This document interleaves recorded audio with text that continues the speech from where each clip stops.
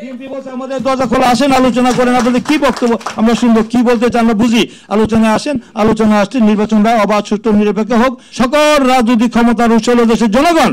জনগণ যাকে নির্বাচন করবে তারাই আগামী দিনে রাষ্ট্র পরিচালনা সরকার, তারা একতরফা নির্বাচন করে তারা একটি দলীয় সরকার তারা প্রতিষ্ঠা করেছিল, গায়ে জোরে দেশ চালিয়েছে, পুরা রাষ্ট্রীয় প্রতিষ্ঠানগুলি দলীয়করণ করে, পুরো বাংলাদেশকে দলীয়করণ করে ফেলেছিল শেখ হাসিনা। তার কারণে কিন্তু এই দেশের সিপাহী জনতা সমস্ত শ্রেণী পেশার মানুষ কিন্তু যেটা বলছে 3 কোটি মানুষ রাস্তায় নেমে আন্দোলন করে শেখ হাসিনাকে মানে পতন ঘটে শেখ হাসিনা বাংলাদেশ থেকে পালিয়ে যেতে বাধ্য হয়েছে। পৃথিবীর ইতিহাসে তো এই 800 বছরের ইতিহাসে আমরা জানি 800 বছর আগে লক্ষণ সেন পিছনে পালিয়ে গিয়েছিল, আবার শেখ হাসিনা পালিয়ে যেতে বাধ্য হয়েছে। যে মানবতা বিরোধী অপরাধ, যে গণহত্যা করা হয়েছে, সেই গণহত্যা মানবতা অপরাধের কারণে পুরো বাংলাদেশ থেকে আজকে আওয়ামী লীগের কোনো নাম গন্ধ আজকে নেই। আজকে তারা জনবিচ্ছিন্ন হয়েছে, গুপ্ত সংগঠনে পরিণত হয়েছে এবং তাদেরকে নির্বাহী আদেশে আওয়ামী লীগকে নিষিদ্ধ করা হয়েছে, ছাত্রলীগকে নিষিদ্ধ করা হয়েছে। তারপরে শেখ হাসিনা ভারতে বসে তিনি স্টেটমেন্ট দিচ্ছেন, সে বিভিন্ন বক্তব্য দিচ্ছেন যে ছাত্র গণহত্যা করার জন্য তার কোনো সূচনা নেই, তিনি ক্ষমা চাবেন না।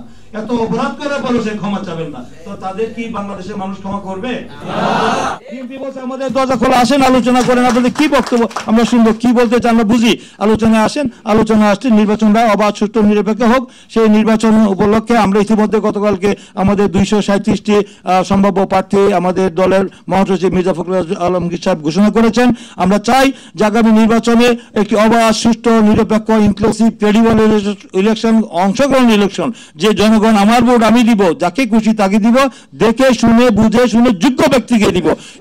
সেই নির্বাচনে যে যদি কেউ বাধা সৃষ্টি করা হয়, নির্বাচনকে পণ্ড করার চেষ্টা হয়, তাহলে জনগণ অতীতে যেমন সকল অন্যায় অত্যাচারের বিরুদ্ধে জনগণ ঐক্যবদ্ধভাবে প্রতিরোধ করেছে, তারা যদি তাদের শুভবুদ্ধি উদয় না হয় তাহলে তারা ইতিহাসের রাস্তা করে নিক্ষিপ্ত হবে, জনগণ থেকে বিচ্ছিন্ন হবে, তার রাজনীতি তাদের করুণ পরিণতি হবে। তাই আমি মনে করি যে তাদেরকে এখন সেই সময় আসছে, সেই সময় আসছে আমাদের নির্বাচনকে সহযোগিতা করে এবং নির্বাচন সঠিক সময় হয়। নির্বাচন কমিশন সরকার যে ভূমিকা নিয়েছে, আমরা সরকারের সাথে আমরা কোনো রকম মানে যেন দূরত্ব তৈরি না করে আমরা অনেক কিছু ছাড় দিয়েছি। ওই ছাড় দিয়ে আমরা একটা জায়গায় আসছি। আমরা মনে করি যে এই ঐক্য, এই যে ফেসিবাদ বিরোধী ঐক্য হয়েছে, ঐক্যটাকে অটুট রেখে আসেন আমরা একটি গণতান্ত্রিক সরকার, জনগণের সরকার, যেই সরকার জনগণের সরকার হবে, কোনো ব্যক্তি সরকার না।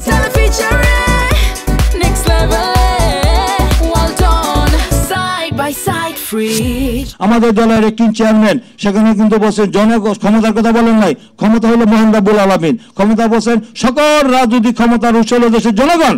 জনগণ যাকে নির্বাচন করবে তারাই আগামী দিনে রাষ্ট্র পরিচালনার ক্ষমতার কথা বলেন। আমরা ক্ষমতা বলেন না, আমরা রাষ্ট্র পরিচালনার দায়িত্ব যদি পাই তাহলে আমরা একটি দফা রাষ্ট্র সংস্কারের যে রূপরেখা দিয়েছি, আমাদের সেই রূপরেখা আমরা বাস্তবায়ন করব, সেই কথা উনি বারবার বলেছেন। মুক্তিযুদ্ধের চেতনায় আমরা আসলে আমরা ঐক্যবদ্ধ হয়ে সকল চক্রান্ত ষড়যন্ত্র এবং যারা আজকে একটি অস্থিতিশীল পরিস্থিতি তৈরি করে তারা দেশি বিদেশি চক্রান্ত করে নির্বাচনকে পণ্ড করতে চায়, প্রলম্বিত করতে চায়, তাদেরকে আমরা প্রতিহত করে আগামী নির্বাচনটা যেন আমরা জনগণের একটি গণতান্ত্রিক সরকার যেন প্রতিষ্ঠা হয়, সেই জন্য আমরা ঐক্যবদ্ধভাবে কাজ করতে পারি।